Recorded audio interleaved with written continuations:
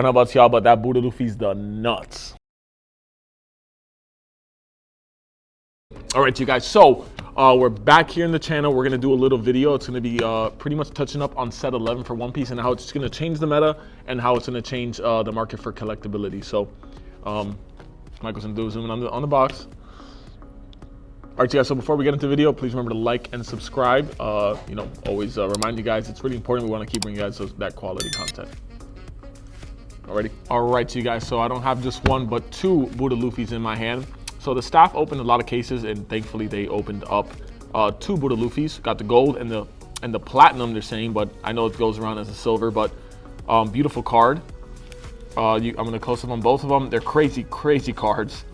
This is kind of an homage to set 5. Set 5 is the biggest One Piece set in terms of hype, and I think it's cool, man. I did this. I was around there. I was around for that time, and that's when One Piece was just, the card game itself was just crazy. So this is kind of like the perfect homage to it. Didn't expect them to ever do something like this, and hope they continue to do this in the future sets. But these cards are just crazy. We're going to be submitting these to Beckett, hopefully, and hopefully get black labels. So, and then this is the manga. I think we pulled around like 3 or 4 copies of this, so grateful to pull so many of these in our batch. It's in the deck profile we did for the purple blue Luffy, and just a beautiful manga.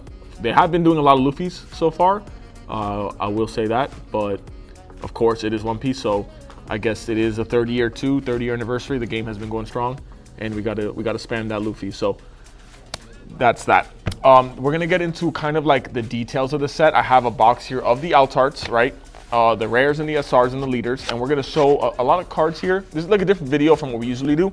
I want to show you guys cards that I think are really gonna change the game, and cards that may not change the game, or cards that maybe they get support will change the game. So we have Arlong here.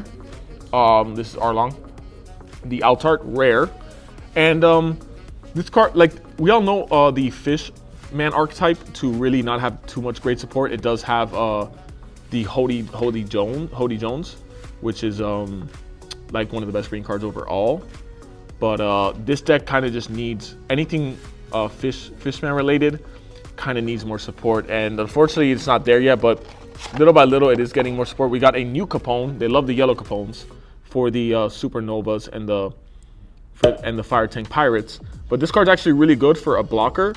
Once per turn, if your Supernova type characters other than Capone would be removed from the field by opponents, you can effect, you may add it to the top of your light cards face down set. So really good blocker for yellow overall. We got the Charlotte Katakuri leader. Really good leader actually for purple.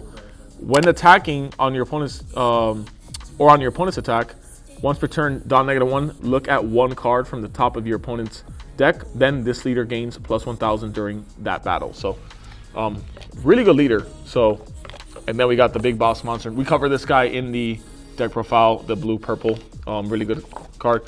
And they love making Lin a 10 drop. If your leader has Big Mom Pirates, this character gains rush on your opponent's attack. Once per turn, draw -5, choose a cost and reveal 1 card from the top of your opponent's deck. If the reveal card has the chosen cost, up to one of your leaders gains +2000 during this turn. So a good card, nothing too broken, but helps the purple strategy for the Katakuri leader or the Charlotte Pudding leader from I think it's set 8. It's multicolor, yellow and purple. And then this is the Pudding Searcher. So now purple Big Mom, the purple Big Mom side of things has Searcher as well. So really good card. Keep giving. Like I said, that stuff has a lot of support. And I'm kind of curious to see where it can go with all the support it's been given. I have the doll. This is a 4/1, so not the greatest stats. Blocker, on play, you may trash 1 card from your hand. If your leader has a navy type, give up to one of your opponent's characters -6 out. So it's a niche card in the, I'm guessing it's going to be played obviously in the Kobe black, Kobe black red variant. And then the Gear 2 we covered in our deck profile. The prettiest event in the set. That card's just crazy. I'm sure people are going to want to collect that. Pretty sure people are going to want to collect this Red Hawk for the yellow. Beautiful card as well. And then we got Helmeppo here, alt art for the Navy strategy, not for the Navy sword. So this revives the sword, but then it goes back to the deck during the end turn. So good card. This is a cool one, the Hibari. I think this card's niche. It has its probably place in the red meta. On play, give to one of your opponent's characters -2000. When attacking, this character gains +1000 during this turn. Then up to one of your Navy type leaders can attack active characters. So it's a cool card. Like I said, this card has some niche to it. So it needs exploring. Then we got the Honesty Impact, beautiful card as well. All these events, alt arts are, I think, is a great addition to the game, and I think that's what Bandai really needed to really do. So shout out to them. Got the Jinbei Leader. Not the most meta card, but if you're into like rogue strategies and you want to make something fun, that's an option. And then we got the Jinbei, just the base SR alt art. On play, if your leader has a Fishman or Merfolk type, rest up to one of your opponent's characters with a cost of 5 or less. And then activate main. Once per turn, up to one of your Fishman or Merfolk characters can attack characters on the turn in which you play. So it's niche. It's good, but I like that it's 6/8 though. So this is actually a really strong card for that color. Kobe Leader. Go ahead. Close up so you guys can read that. Going to be a lot of reading for me, so very good leader as well. And this is the Kobe alt and secret, so you guys can see here. Not too much of a powerful card. I don't know if it's going to be that much of an impact in the game, but it is obviously needed in that deck. In the leader I just showed you, so go ahead and read that. You guys can get informed on that. Like I said, this is a very informative video. I want you guys to really read the cards and see what you can make with these cards. And cards that don't seem too much meta, maybe you can make them work in certain decks. On play, look at the top 5 cards from the top of your deck. Reveal one Navy type card. So this is for the Kobe deck. Maybe all the Navy sword stuff. And this is the new Kuzan for the black stripe. I think this card's actually good.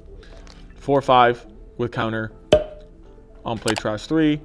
When attacking, up to one of your Navy type leader characters, cards can also attack active characters. So it's for that Kobe strategy of attacking those active characters, getting them off the board.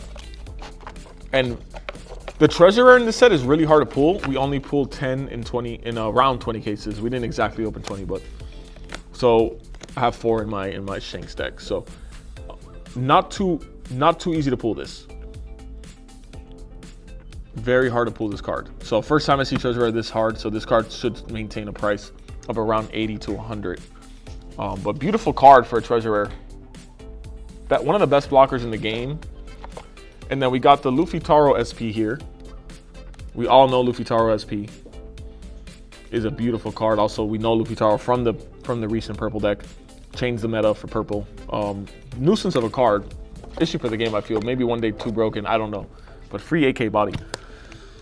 And then this Monkey D. Garp, not too broken of a card. Has a lot of restrictions. But we will, like I said, we will close up so you guys can read it. But not too, it's very niche. And then, of course, that Luffy leader. And then its alt and its secret variations, which are very pretty.